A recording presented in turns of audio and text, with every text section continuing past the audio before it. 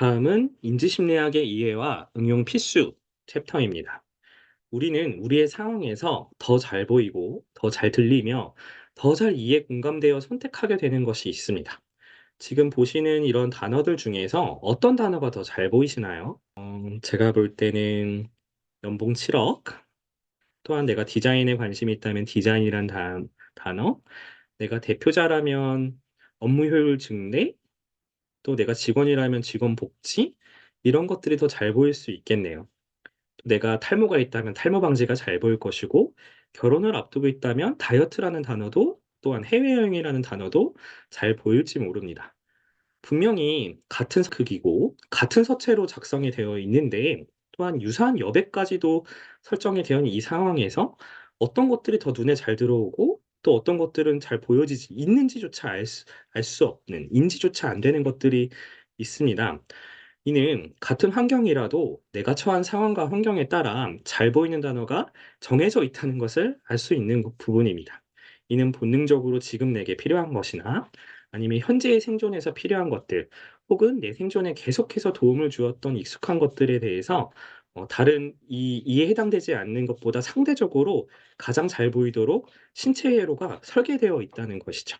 해서 분명히 우리는 더 잘 보이고 더 잘 들리는 것이 있기 때문에 내가 타겟으로 삼는 고객들조차도 이미 답정너가 돼 있어서 그들이 더 잘 보이고 잘 들리고 듣고 싶어 하는 것들을 우리가 유추해서 그것 위주로 키워드를 설계하고, 또한 언어적인 커뮤니케이션과 그리고 시각적인 커뮤니케이션도 이를 토대로 진행하는 것이 가장 필요하다. 이런 의미를 담고 있습니다.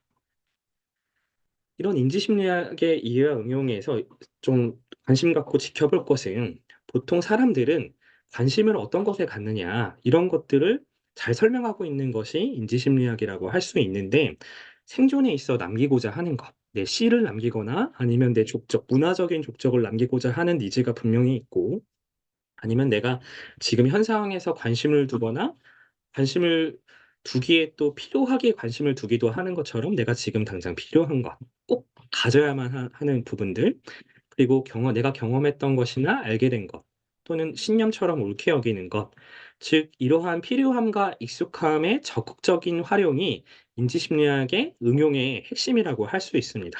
사람들은 보고 싶은 것, 아는 것, 믿는 것이 더 잘 보이기 마련입니다. 그래서 특정 시점부터 잘 보이거나 특정 상황과 사람에게만 특정하게 잘 보이는 현상이 생깁니다.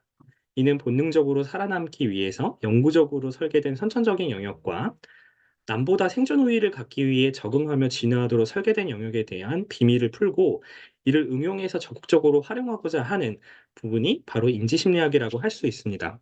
예컨대 내가 군대 가기 전이다. 그러면 군대 간 남자친구를 둔 입장이나 아니면 실제 군대를 간 입장에서 봐도 그전까지 지하철을 타면 군인이 아무도 이렇게 보이지 않다가 갑자기 군대를 가는 순간, 남자친구가 군대를 가는 순간 군인들이 보이기 시작하는 거죠. 물론 군인의 아들을 둔 부모님도 마찬가지고요. 특정하게 내가 나에게 지금 익숙한 상황이나 필요한 상황이 닥치면 더 잘 보이게 되는데, 이제 대학 입시철에는 대학 입시에 관련된 단어들이, 또한 이제 취업 시즌에 내가 취업을 한다면 취업에 관련된 여러 가지 단어들이 더 잘 보이게 되는 거죠. 나는 왜냐하면 지금 생존 단계에서 그것이 필요하기 때문에 그것을 관심 갖고 볼 수밖에 없습니다.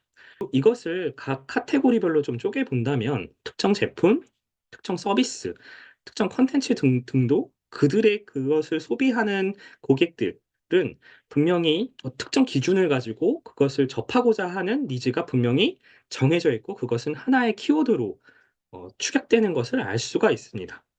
해서 이런 것들이 이미 있기 때문에 고객은 보는 것을 믿는 것이 아니라 고객이 알고 있고 믿는 것만 보게 되는 현상도 어찌 보면 자연스러운 것이라 할 수 있겠습니다.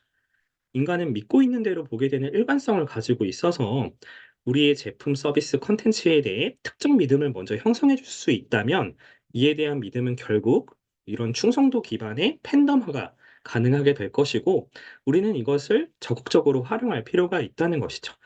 이것을 알고 적용하는 것과 아예 모르고 지나치는 것은 천지 차이라 할 수 있겠습니다.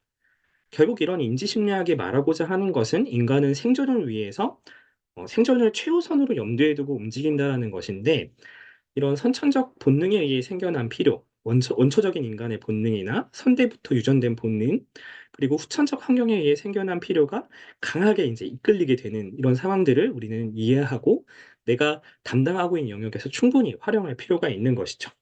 또한 경험하여 얻어진 후천적 학습으로 잘 알게 된 것, 살아가면서 속된 환경적 문화로 익숙하게 된 건 역시도 이끌리게 되는 이런 부분들도 충분히 이해하고 반영할 필요가 있습니다. 결국 생존에 필요한 요소와 생존 중 생존에 도움이 되었던 경험을 기반으로 형성된 이런 익숙함 등도 역시 적극적으로 활용할 필요가 있겠죠. 내가 디자인을 한다고 했을 때 우선 고객들이 이 니즈를 가지고 있어야 되는 니즈 형성 단계부터 또한 이걸 읽기 전에 보기부터 해야 되니까 어떤 것들을 관심 갖고 핵심 타겟이 이것을 봐줄 수 있는지를 내가 먼저 이해하고 이를 적극적으로 설계한다면 본능적으로 보게 만들든지 아니면 그들의 후천적인 환경을 예측해서 잘 볼 수 있는 환경을 구축해 놓으면 충분히 더 유리한 기회를 많이 얻을 수 있을 것이다.'라는 접근이 바로 인지심리학의 이해의 이유가 되는 것입니다.